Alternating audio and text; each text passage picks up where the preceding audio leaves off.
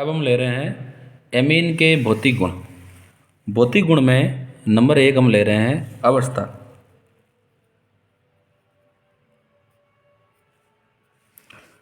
Amine में carbon number 1 से लेके लगभग कार्बन नंबर 10 तक कार्बन नंबर 1 से लेके कार्बन नंबर 10 तक के जो यौगिक हैं ये द्रव होते हैं, और उच्च स्तर जो एमीन है ये ठोस होते हैं।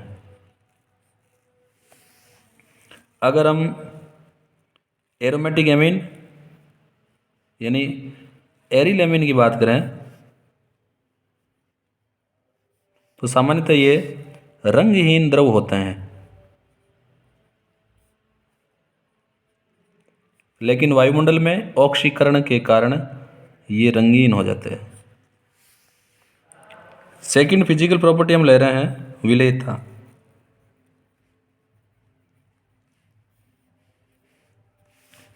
एमीन्स जितने भी हैं अगर इनकी बात करें तो हाइड्रोजन बंध बनाने की क्षमता के कारण सामान्यतः जल में विलय होती है,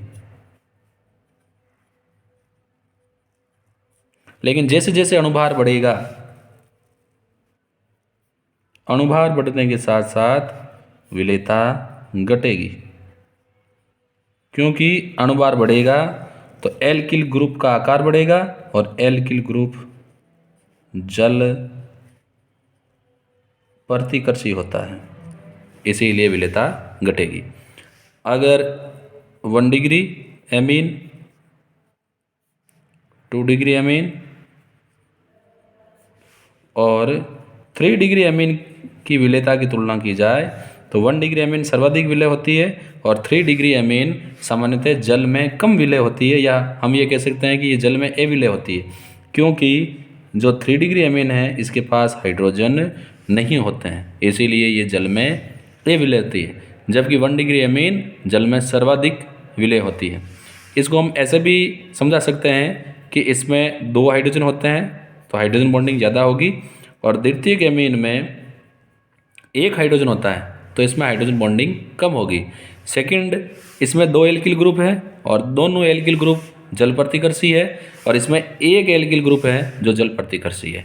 तो 2 डिग्री एमीन में 2 डिग्री एमीन में जल प्रतिकर्षी भाग ज़्यादा है, इसीलिए इसकी विलेयता कम है, और 1 डिग्री में जल प्रतिकर्षी भाग कम है, इसीलिए इसकी विलेयता अधिक है। तीसरा भौतिक गुण ले रहे हैं क्वथनांक। एमीन के क्वथनांक सामान्यतः समान अणुभार वाले हाइड्रोकार्बन से अधिक होते हैं, लेकिन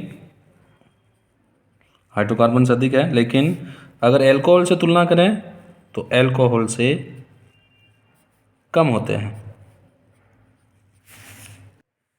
क्वथनांक एल्कोहल से कम होने का कारण है कि इनमें हाइड्रोजन बॉन्डिंग एल्कोहल की तुलना में कम होती है। अगर हम 1 डिग्री एमीन, 2 डिग्री एमीन और 3 डिग्री एमीन में क्वथनांक की तुलना करें तो सबसे ज़्यादा क्वथनांक 1 डिग्री एमीन का होता है और सबसे कम क्वथनांक 3 डिग्री एमीन का होता है। तो हम कह सकते हैं कि ये किसका क्रम हो गया? क्वथनांक का। इसका कारण ये है कि प्राथमिक एमीन में 2 हाइड्रोजन बॉन्डिंग के लिए अवेलेबल होते हैं, इसीलिए इनमें हाइड्रोजन बॉन्डिंग प्रबल होती है, जबकि 1 डिग्री एमीन में कोई भी हाइड्रोजन नहीं होता है, इसीलिए हाइड्रोजन बॉन्डिंग कम होती है। हाइड्रोजन बॉन्डिंग को हम दर्शाने के लिए जैसे सपोज करें कि ये नाइट्रोजन है, प्राथमिक एमीन की बात करें, ये पहला हाइड्रोजन और ये जैसे मान लो दूसरा हाइड्रोजन और ये कोई एल्किल समूह। ऐसे ही ये दूसरा प्राथमिक एमीन का अणु है, ऐसे मान लो ये तीसरा है एन, इससे जुड़ा हुआ एच आर और इससे जुड़ी हुई एच। ऐसे ये कोई फोर्थ ले रहे हैं तो एन इससे जुड़ा हुआ एच, सेकंड एच इससे जुड़ी हुई आर। हमें पता है कि नाइट्रोजन और हाइड्रोजन में अधिक विद्युत ऋणी हाइड्रोजन होता है, आंशिक धनावेश, नाइट्रोजन पर आंशिक ऋणावेश, आंशिक ऋणावेश, आंशिक धनावेश, आंशिक ऋणावेश, आंशिक धनावेश। ऐसे यहाँ भी आंशिक ऋणावेश, आंशिक धनावेश। तो ये आंशिक ऋणावेशित ऑक्सीजन, यहाँ भी अगर बात करें तो इस पर क्या होगा, आंशिक धनावेश। तो ये आंशिक ऋणावेशित, सॉरी, ये आंशिक ऋणावेशित नाइट्रोजन इस हाइड्रोजन की ओर आकर्षित होगी, ऐसे ये हाइड्रोजन इस नाइट्रोजन की ओर आकर्षित होगी, और ये हाइड्रोजन इस नाइट्रोजन की ओर आकर्षित होगी। इनके बीच में क्या बन जाएगा, हाइड्रोजन बंध। तो हाइड्रोजन बंध बनाने की क्षमता के कारण एमीन के क्वथनांक हाइड्रोकार्बन से अधिक होते हैं, लेकिन हाइड्रोजन बॉन्डिंग एल्कोहल के कंपैरिजन में कम होती है, इसीलिए इनके क्वथनांक एल्कोहल से कम होते हैं। अगर हम अणुभार और क्वथनांक में कंपैरिजन निकालें तो अणुभार अगर बढ़ता है तो क्वथनांक भी बढ़ेगा, क्योंकि जैसे जैसे अणुभार बढ़ेगा हाइड्रोजन बंध बनाने की क्षमता बढ़ेगी तो क्वथनांक भी बढ़ेगा। Hello everyone, welcome to my YouTube channel chemistry by Kumar Sushil Jangir. आज हम एमीन के रासायनिक गुणों की बात करेंगे। यहाँ अगर हम देखें, जैसे मान लो हम 1 डिग्री एमीन की बात करें तो नाइट्रोजन और हाइड्रोजन की विद्युत ऋणता में अंतर अधिक होता है। नाइट्रोजन बंध के इलेक्ट्रॉन को अपनी ओर आकर्षित करेगा तो नाइट्रोजन पर आएगा आंशिक ऋणावेश और हाइड्रोजन पर आएगा आंशिक धनावेश। सेकंड चीज, नाइट्रोजन के पास लोन पेयर इलेक्ट्रॉन होते हैं, इसीलिए ये सारक की तरह कार्य करता है। थर्ड, जिनके पास लोन पेयर इलेक्ट्रॉन होते हैं वो नाभिक स्नेही की तरह भी कार्य करते हैं। तो यहां हमने एमीन में 3 चीजें ली है। एक तो नाइट्रोजन और हाइड्रोजन की विद्युत ऋणता में अंतर अधिक होता है। सेकंड, नाइट्रोजन के पास लोन पेयर इलेक्ट्रॉन होते हैं, इसीलिए ये सारक की तरह कार्य करता है। और थर्ड, इसके पास लोन पेयर इलेक्ट्रॉन है, इसीलिए ये नाभिक स्नेही की तरह भी कार्य करता है। तो इन तीनों फैक्टर को लेके हम एमीन के रासायनिक गुणों की बात करेंगे। तो पहले हम ले रहे हैं एमीन का क्षारीय गुण। जैसा कि हम जानते हैं, अगर कोई क्षार है तो वह अम्ल से क्रिया करके लवण बनाता है। जैसे अगर मैं देखूं तो RnH2, मान लो ये प्राथमिक एमीन है जो किसकी तरह कार्य करता है, क्षार की तरह। ये अम्ल, जैसे हम हैलोजन अम्ल ले रहे हैं HX, तो ये अम्ल है, इससे अभिक्रिया करके ये लवण बना लेगा। तो इसके पास लोन पेयर इलेक्ट्रॉन है तो ये हाइड्रोजन इससे जुड़ जाएगा तो आ जाएगा RnH2 है, एक और जुड़ जाएगा, हो जाएगा NH3। अमोनिया ने एक एक्स्ट्रा बॉन्ड बनाएगा, इस पर आ जाएगा प्लस और इससे आगे कौन जुड़ जाएगा, माइनस वाला हैलाइड। ये बन गया एल्किल अमोनियम हैलाइड, जो क्या है, लवण। अगर हम एरिल एमीन की बात करें जिसको हम एनिलीन भी कहते हैं, तो ये बेंजीन रिंग, इससे जुड़ा हुआ NH2, इसकी रिएक्शन हम करवा रहे हैं HX से। सेम चीज होगी, हाइड्रोजन जुड़ जाएगी नाइट्रोजन से, ये हो जाएगा बेंजीन रिंग, नाइट्रोजन, 2 हाइड्रोजन थी, एक और आ गई, प्लस आ गया और इससे आगे जुड़ गया माइनस वाला हैलोजन, नाम हो जाएगा बेंजीन अमोनियम हैलाइड। तो हमने देखा कि यहाँ एल्किल एमीन और एरिल एमीन क्षार की तरह कार्य कर रही है और अम्ल से अभिक्रिया करके लवण बनाती है। यहाँ जो लवण बना है एल्किल अमोनियम हैलाइड, ये अगर इसकी अभिक्रिया वापस से क्षार से, जैसे NaOH से करवा दी जाए तो हमें वापस एमीन प्राप्त हो जाती है। यहाँ पर यहाँ का हैलोजन और यहाँ की Na, ये बना लेगा NaX प्लस यहाँ का OH और यहाँ की हाइड्रोजन, ये मिलकर बना लेंगे H2O। बाकी क्या बच गया, यहाँ बच गया R और यहाँ बच गया NH2, RnH2। ये वापस क्या बन गया, एल्किल एमीन। तो हमने देखा कि अगर एमीन की अम्ल से अभिक्रिया से जो लवण बनता है उसकी अभिक्रिया वापस क्षार से करवाई जाए तो हमें पुनः एल्किल एमीन प्राप्त हो जाती है। कोई क्षार कितना प्रबल होगा इसकी गणना करने के लिए हम काम में लेते हैं Kb। सपोज करो हम एल्किल एमीन की बात कर रहे थे, तो एल्किल एमीन में RnH2 होता है, इसकी रिएक्शन हम करवा रहे हैं वाटर से, H2O से, क्योंकि एल्किल एमीन जो है वो क्षार है, तो वाटर यहाँ किसका बिहेव करेगा, अम्ल। जैसा कि हम सबको पता है कि जो वाटर है ये क्षार के साथ अम्ल की तरह और अम्ल के साथ क्षार की तरह काम करता है। तो यहाँ वाटर अम्ल का काम कर रहा है और एल्किल अमीन क्षार का काम कर रहा है। तो वाटर क्या करेगा, एल्किल अमीन के नाइट्रोजन को लोन पेयर दे देगा। तो ये हो जाएगा RNH2 का क्या हो जाएगा 3, एक्स्ट्रा बॉन्ड बना है तो इस पर आ जाएगा नाइट्रोजन पर प्लस, वाटर से H प्लस निकल गया है तो बाकी बचेगा OH माइनस। अगर मैं इसके ऊपर जो ये साम्य है इसके ऊपर द्रव्य अनुपातिक क्रिया का नियम लगाऊं,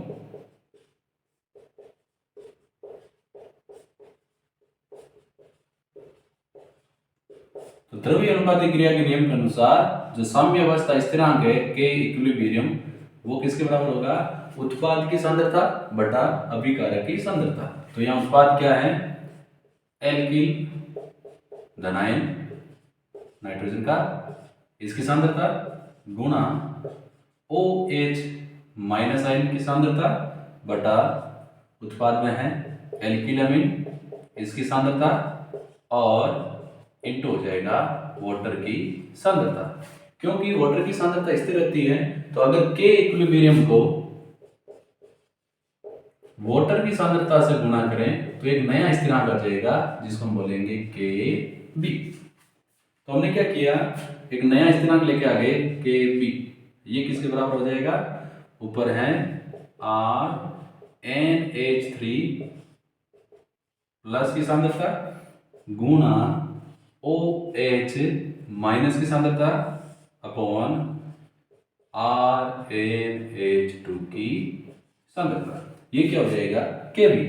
अगर मैं Kb का ऋणात्मक लॉग लूं तो Kb का ऋणात्मक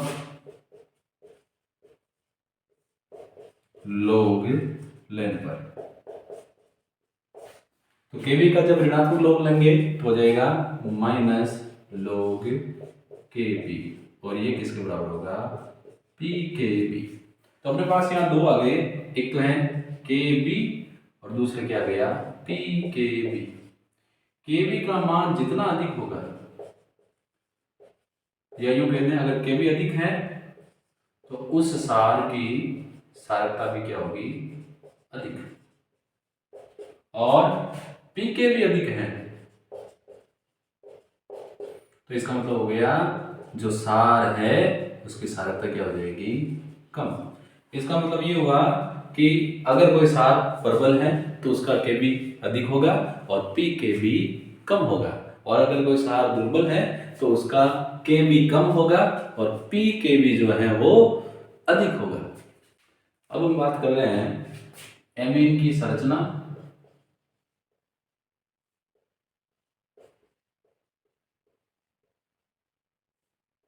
व क्षारकता में संबंध।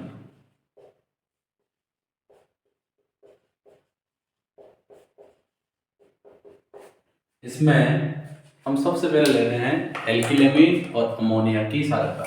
तो नंबर हमने ले लिया अमोनिया वर्सेज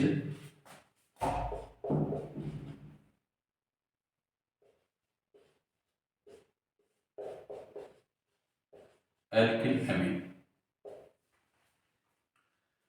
यहां ध्यान देने वाली बात है कि अगर कोई क्षार है तो वे अम्ल से अभिक्रिया करके धनायन बनाएगा। अब क्योंकि अमीन में नाइट्रोजन के पास लोन पेयर है इसीलिए ये भी अम्ल से अभिक्रिया करके धनायन बनाएगा। अब हम सिंपल सी बात कर रहे हैं यहाँ कौन अधिक क्षार होगा, अमोनिया अधिक क्षार होगा या एल्किल अमीन क्षार होगा। तो हमने एक बात की है कि अगर कोई क्षार है तो अम्ल से अभिक्रिया करके धनायन बनाएगा। अब क्योंकि अमीन में या एल्किल अमीन में नाइट्रोजन के पास लोन पेयर है इसीलिए ये भी अम्ल से अभिक्रिया करके धनायन बनाएगा। यहाँ पर प्रोटॉन से अभिक्रिया करके जो धनायन बना है ये धनायन जितना अधिक स्थायी होगा उस क्षार की क्षारकता उतनी ही अधिक होगी, और बना धनायन जितना कम स्थायी होगा उस एमीन की क्षारकता उतनी ही कम होगी। तो हम बात कर रहे हैं जैसे अमोनिया की बात कर रहे हैं, तो अमोनिया में है NH3, नाइट्रोजन के पास लोन पेयर है, ये प्रोटॉन H+ अभिक्रिया करेगा, क्या बना लेगा, धन आयन। तो ये नाइट्रोजन, इसके पास ऑलरेडी 3 हाइड्रोजन थे, इसने लोन पेयर का यूज करके इस प्रोटॉन को भी जोड़ लिया है, तो ये आ गया H, और इस पे ऊपर पूरे के ऊपर क्या आ जाएगा, प्लस। क्यों? क्योंकि नाइट्रोजन ने लोन पेयर दिया है, एक एक्स्ट्रा हाइड्रोजन जुड़ा है और हाइड्रोजन का चार्ज आ गया H+। अगर हम एल्किल अमीन की बात करें RNH2, अब क्योंकि यहां भी नाइट्रोजन के पास लोन पेयर है तो ये भी प्रोटॉन से एडिशन हो जाएगा, ये लोन पेयर का यूज करके हाइड्रोजन से जुड़ जाएगा। तो ये नाइट्रोजन, इसकी पहली हाइड्रोजन, दूसरी हाइड्रोजन, ये एल्किल समूह, अब ये प्रोटॉन यहाँ आ गया है, प्रोटॉन यहाँ आते ही इस पर क्या आ जाएगा, प्लस। ये बन गया अमोनियम धनाइन और ये बन गया एल्किल अमोनियम धनाइन। अब हम यहाँ बात कर रहे हैं कि अगर अमोनिया से प्रोटॉन का योग होने पर बनने वाला धनाइन स्थायी है तो ये ज्यादा सारी होगा, और अगर एल्किल अमीन में प्रोटॉन के जुड़ने के बाद बना धनाइन अधिक स्थायी है तो ये ज्यादा स्थायी होगा। अब यहाँ मुख्य रूप से जो जानने वाली बात है वो ये है कि एमीन में जो नाइट्रोजन है इसके ऊपर इलेक्ट्रॉन घनत्व जितना अधिक होगा, तो इलेक्ट्रॉन घनत्व जितना अधिक होगा, प्रोटॉन को लोन पेयर या इलेक्ट्रॉन उतने ही आसानी से उपलब्ध होंगे। तो हमने लिख दिया प्रोटॉन को इलेक्ट्रॉन आसानी से उपलब्ध, तो क्या होगा, सार की सारकता बढ़ेगी। तो मुख्य रूप से हम इसी को बेस मानकर यहाँ हम सारकता की तुलना करेंगे। तो एल्किल अमीन में या अन्य अमीन में नाइट्रोजन पर अगर इलेक्ट्रॉन घनत्व बढ़ता है तो प्रोटॉन को इलेक्ट्रॉन उतने ही आसानी से मिलेंगे, और जितने आसानी से प्रोटॉन को इलेक्ट्रॉन मिलेंगे तो सार की सारकता बढ़ेगी। अब अगर हम अमोनिया और एल्किल अमीन की तुलना करें तो अमोनिया में 3 हाइड्रोजन जुड़े हुए हैं, लेकिन एल्किल अमीन में एक एल्किल समूह जुड़ा है, और ये एल्किल समूह जो होते हैं इनकी प्रवृत्ति होती है इलेक्ट्रॉन दाता, ये इलेक्ट्रॉन देते हैं। अब क्योंकि यहाँ कोई एल्किल समूह नहीं है, लेकिन एल्किल अमीन में एक एल्किल समूह है, ये इलेक्ट्रॉन देता है। नाइट्रोजन के पास ऑलरेडी लोन पेयर है, लेकिन ये जो एल्किल समूह जो नाइट्रोजन से जुड़ा हुआ है ये लोन पेयर इलेक्ट्रॉन देगा, तो नाइट्रोजन पर इलेक्ट्रॉन घनत्व बढ़ेगा, परिणाम स्वरूप प्रोटॉन को इलेक्ट्रॉन आसानी से उपलब्ध हो जाएंगे और बनने वाला धनायन स्थायी हो जाएगा।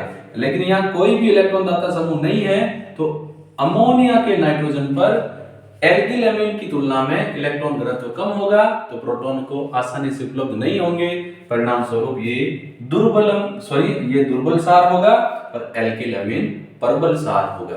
अब हम एल्किल अमीन की बात कर रहे हैं, 1 डिग्री एल्किल अमीन, 2 डिग्री एल्किल अमीन और 3 डिग्री एल्किल अमीन की बात कर रहे हैं। इनमें हम सारकता की तुलना करेंगे। तो 1 डिग्री एल्किल अमीन में हमें पता है यहाँ केवल एक एल्किल समूह जुड़ा होगा। 2 डिग्री अमीन में यहाँ 2 एल्किल समूह जुड़े होंगे, और 3 डिग्री एल्किल अमीन में 3 एल्किल समूह जुड़े होंगे। नाइट्रोजन पर सबके पास लोन पेयर है, यहाँ भी होगा लोन पेयर और यहाँ भी लोन पेयर है। अब अगर हम इनकी सारकता की तुलना करें, लेकिन हम यहाँ ले रहे हैं सबसे पहले गैसीय माध्यम की बात करेंगे। अभी हम जो बात कर रहे हैं वो बात कर रहे हैं गैसीय माध्यम में। हमें पता है, जैसा कि हमने डिस्कस किया है, कि जो एल्किल समूह है ये इलेक्ट्रॉन दाता है। तो 3 डिग्री अमीन में देखेंगे तो यहाँ 3 एल्किल समूह जुड़े हैं जो इलेक्ट्रॉन दाता समूह है। हमने पहले डिस्कस किया है कि नाइट्रोजन पर इलेक्ट्रॉन घनत्व अगर बढ़ेगा तो सार की सारकता बढ़ेगी। अब क्योंकि यहाँ 3 एल्किल समूह है जो इलेक्ट्रॉन दाता समूह है, परिणाम स्वरूप ये जो नाइट्रोजन है इस पर इलेक्ट्रॉन घनत्व बहुत अधिक बढ़ जाएगा। लेकिन अगर इसके कंपैरिजन की बात करें तो 2 डिग्री जो एल्किल अमीन है, यहाँ 2 एल्किल समूह है, यहाँ नाइट्रोजन पर इलेक्ट्रॉन घनत्व 3 डिग्री से कम होगा। और 1 डिग्री जो अमीन है, यहाँ केवल एक एल्किल समूह है, यहाँ इलेक्ट्रॉन घनत्व सबसे कम होगा। तो 3 डिग्री एल्किल अमीन में 3 एल्किल समूह जुड़े हैं जो इलेक्ट्रॉन दाता समूह है। परिणाम स्वरूप नाइट्रोजन पर इलेक्ट्रॉन घनत्व बढ़ जाएगा, आने वाले प्रोटॉन को आसानी से इलेक्ट्रॉन उपलब्ध होंगे, इसीलिए इसकी सारकता सबसे ज्यादा होगी। तो 3 डिग्री एल्किल अमीन सबसे अधिक क्षारीय होगा और 1 डिग्री एल्किल अमीन सबसे कम क्षारीय होगा। ये बात हम कहाँ कर रहे हैं? गैस के माध्यम में। अब हम बात कर रहे हैं जलीय प्रावस्था।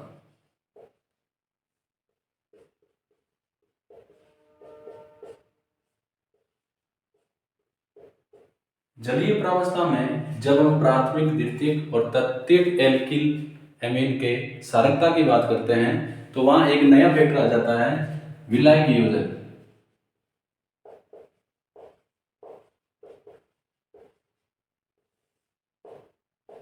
जब एल्किल एमीन में प्रोटॉन का योग होता है तो जो धनायन बनता है उस धनायन का आकार जितना छोटा होगा उसका विलायक योजन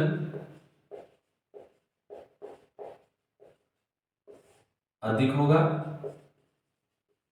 और जितना अधिक विलायक योजन होगा धनायन का स्थायित्व भी अधिक होगा।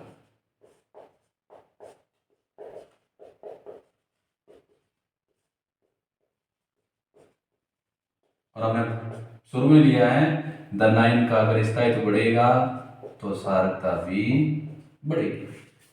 तो एल्किल एमीन में प्रोटॉन के योग के बाद बनने वाले धनायन का आकार जितना छोटा होगा उसका विलायक योजन उतना ही अधिक होगा, धनायन का स्थायित्व उतना ही अधिक होगा, और जितना अधिक धनायन का स्थायित्व होगा क्षारकता उतनी ही ज्यादा होगी।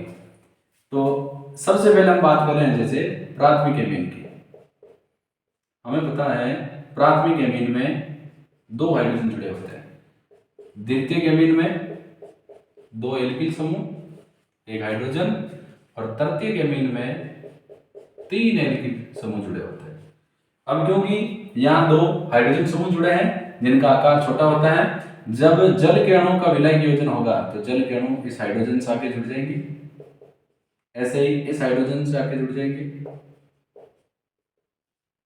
ऐसे ही इस हाइड्रोजन से आके जुड़ जाएंगे। लेकिन जो एल्किल समूह है ये जल प्रतिकर्षी होता है, ऐसे ही इस हाइड्रोजन से जल के अणु आके जुड़ जाएंगे OH2, नाइट्रोजन से आके जुड़ जाएंगे OH2 प्लस, एक्स्ट्रा बॉन्ड बन रहा है इसलिए प्लस लगा रहे हैं, ऐसे ही यहाँ इस नाइट्रोजन से आके जुड़ जाएंगे। तो हमने देखा कि प्राथमिक एमीन में 2 हाइड्रोजन और नाइट्रोजन के साथ जल के अणु जुड़कर इसका विलायक योजन अधिक कर रहे हैं, जबकि तृतीयक एल्किल में केवल नाइट्रोजन के साथ जल के अणु जुड़ रहे हैं। तो डायग्राम से पता चल रहा है कि प्राथमिक एमीन में जल के अणुओं द्वारा इसका विलायक योजन अधिक हो रहा है। क्योंकि विलायक योजन अधिक हो रहा है इसीलिए बनने वाले धनायन का स्थायित्व अधिक होगा, तो इसकी क्षारकता भी अधिक होगी। जबकि तृतीयक एमीन में केवल नाइट्रोजन परमाणु के साथ जल के अणु ऐड हो रहे हैं, इसका विलायक योजन कम हो रहा है, तो इसकी क्षारकता कम होगी। तो अगर हम जल में क्षारकता की बात करेंगे तो जलीय अवस्था में प्राथमिक एमीन द्वितीयक और तृतीयक एमीन से अधिक स्थायी होगा। तो हमने देखा कि जब हम जलीय प्रावस्था की बात कर रहे हैं तो यहाँ एल्किल समूह का इलेक्ट्रॉन दाता प्रभाव या प्लस आई प्रभाव ही पर्याप्त नहीं होता, हमें जल के अणुओं द्वारा बनने वाले धनायन के विलायक योजन की भी बात करनी पड़ती है। जैसे जैसे एल्किल समूह का आकार बढ़ेगा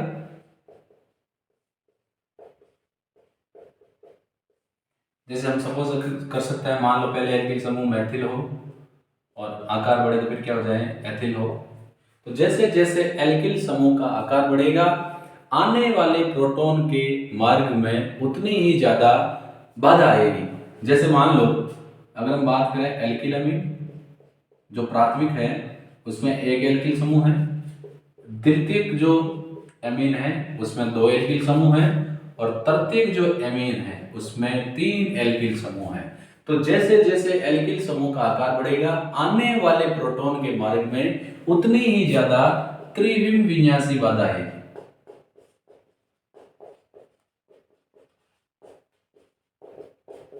जितनी ज्यादा मार्ग में त्रिविम विन्यासी बाधा आएगी प्रोटॉन का जुड़ना उतना ही कठिन हो जाएगा और अगर प्रोटॉन का जुड़ना कठिन होगा तो सारकता घटेगी।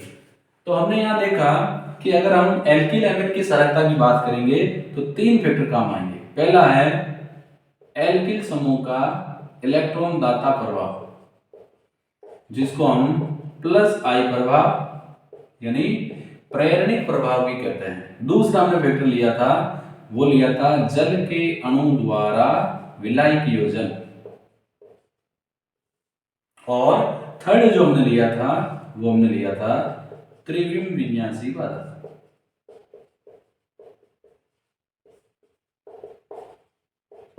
यहां हमने इलेक्ट्रॉन दाता प्रभाव जब कंसीडर किया था तो हमने कहा 3 डिग्री सबसे ज्यादा सारी है, उससे कम 2 डिग्री और उससे कम 1 डिग्री। जब हमने जल के अणुओं द्वारा विलायक योजन की बात की तो हमने कहा सबसे ज्यादा 1 डिग्री, उससे कम 2 डिग्री, उससे कम 3 डिग्री। और जब हम त्रिविम विन्यासी बाधा की बात कर रहे हैं तो प्रत्येक एल्किल एमीन में बड़ा एल्किल समूह होने के कारण उसके मार्ग में अधिक रुकावट आएगी क्योंकि यहाँ 3 एल्किल समूह हैं जबकि 1 डिग्री एमीन में 1 एल्किल समूह है, इसीलिए आने वाले प्रोटॉन के मार्ग में कम त्रिविम विन्यासी बाधा आएगी। तो इन तीनों फैक्टर को कंसीडर करते हुए अगर हम एक एग्जांपल लें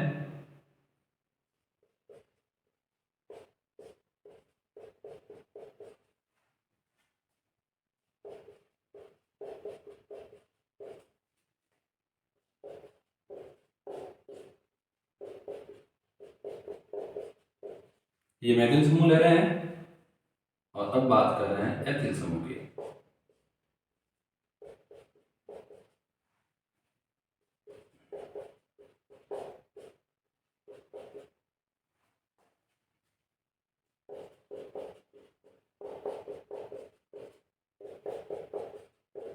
अगर एल्किल समूह की जगह मेथिल समूह होगा तो सबसे ज्यादा सारी होगा 2 डिग्री, उससे कम 1 डिग्री, उससे कम 3 डिग्री और उससे कम हो जाएगा अमोनिया। अगर एथिल समूह की बात करें तो सबसे ज्यादा सारी होगा 2 डिग्री, फिर 3 डिग्री, फिर 1 डिग्री और उससे कम कौन हो जाएगा NH3। ये हमने 2 एग्जाम्पल लिए हैं जिसमें हमने सारकता के घटते क्रम में विभिन्न प्रकार के एल्किल एमीन को अरेंज किया है। अब हम एनिलीन जो एरिल एमीन है इसके साथ तुलना कर रहे हैं अमोनिया की।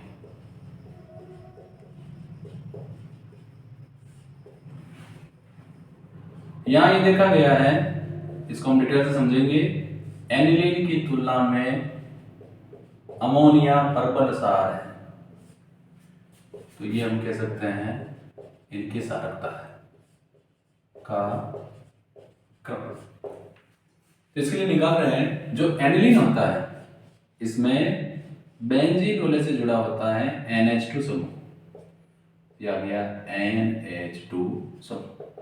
तो इसमें जो नाइट्रोजन या लोन पेयर है वो बेंजीन वाले में अनुनाद में भाग लेते हैं, परिणाम स्वरूप नाइट्रोजन पर इलेक्ट्रॉन घनत्व घट जाता है, आने वाले प्रोटॉन को इलेक्ट्रॉन आसानी से उपलब्ध नहीं होते हैं, परिणाम स्वरूप इसकी सारकता कम हो जाएगी।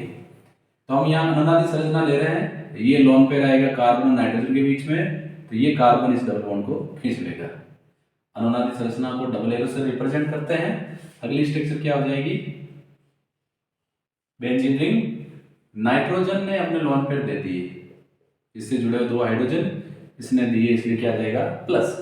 अब ये लोन पेयर आया है कार्बन और नाइट्रोजन के बीच में तो यहाँ क्या बन जाएगा डबल, इसमें कोई चेंज नहीं है सेम, इस डबल बॉन्ड में कोई चेंज नहीं सेम, ये डबल बॉन्ड उठ के इस कार्बन के पास गया तो यहाँ क्या गया नेगेटिव। अब ये नेगेटिव आगे अल्टरनेट जाएगा, ये नेगेटिव जाएगा इन 2 कार्बन के बीच में तो ये डबल बॉन्ड उठ के आ जाएगा इस कार्बन के पास।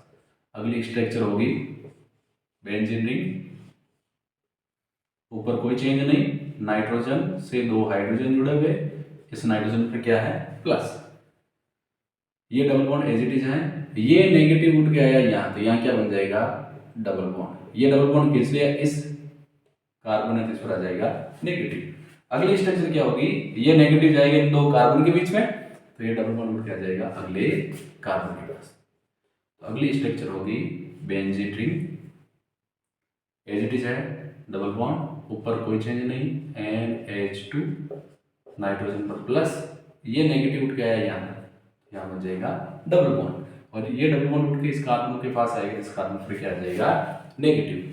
अगली स्ट्रक्चर क्या होगी, अगले स्ट्रक्चर में ये नेगेटिव इन दो कार्बन के बीच में आएगा, तो नाइट्रोजन अपने लोन पर इलेक्ट्रॉन वापस खींच लेगा।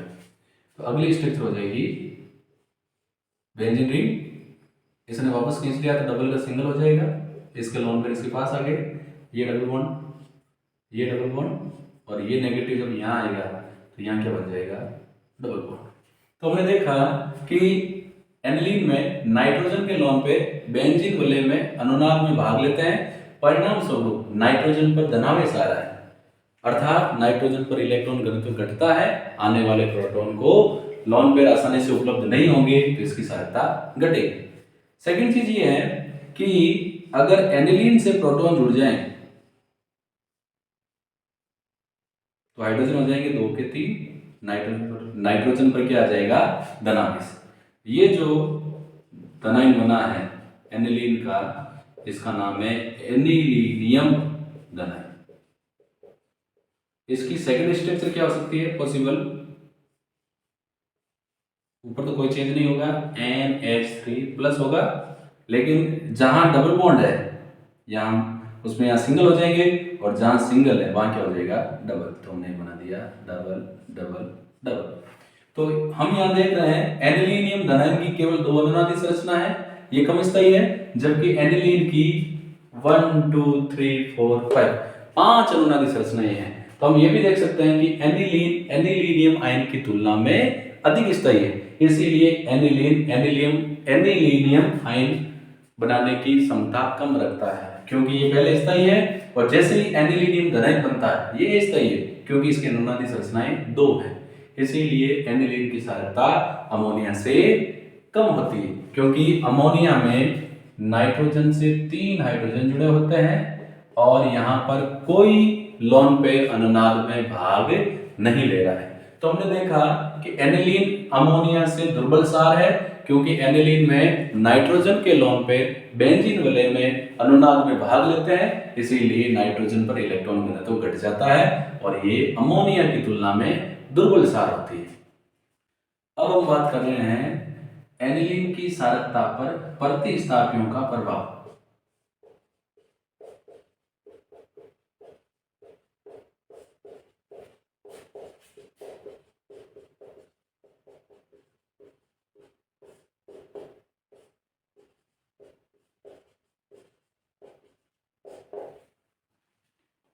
हम यहाँ देख रहे हैं एनिलीन में नाइट्रोजन के लोन पेयर नाइट्रोजन के लोन पेयर बेंजीन के साथ अनुनाद में भाग लेते हैं, इसीलिए नाइट्रोजन पर इलेक्ट्रॉन घनत्व घट जाता है।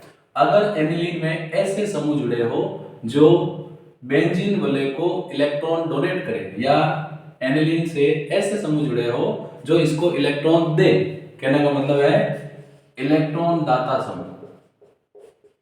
अगर एनिलीन से इलेक्ट्रॉन दाता समूह जुड़े हो तो एनिलीन पर इलेक्ट्रॉन घनत्व बढ़ जाएगा, परिणाम स्वरूप आने वाले प्रोटॉन को इलेक्ट्रॉन आसानी से उपलब्ध हो जाएंगे और सांद्रता बढ़ेगी, जैसे मेथॉक्सी समूह, जैसे एल्किल समूह। सेकंड, अगर इससे इलेक्ट्रॉन ग्राही या आकर्षी समूह जुड़े हो, अगर एनिलीन से इलेक्ट्रॉन आकर्षित समूह जुड़ेंगे तो एनिलीन से इलेक्ट्रॉन लेंगे, तो एनिलीन पर पहले ही इलेक्ट्रॉन घनत्व कम है और इलेक्ट्रॉन आकर्षित समूह जुड़ेंगे तो इलेक्ट्रॉन घनत्व पहले की तुलना में बहुत ज्यादा कम हो जाएगा, परिणाम स्वरूप प्रोटॉन को इलेक्ट्रॉन कम मिलेंगे और सांद्रता घट जाएगी।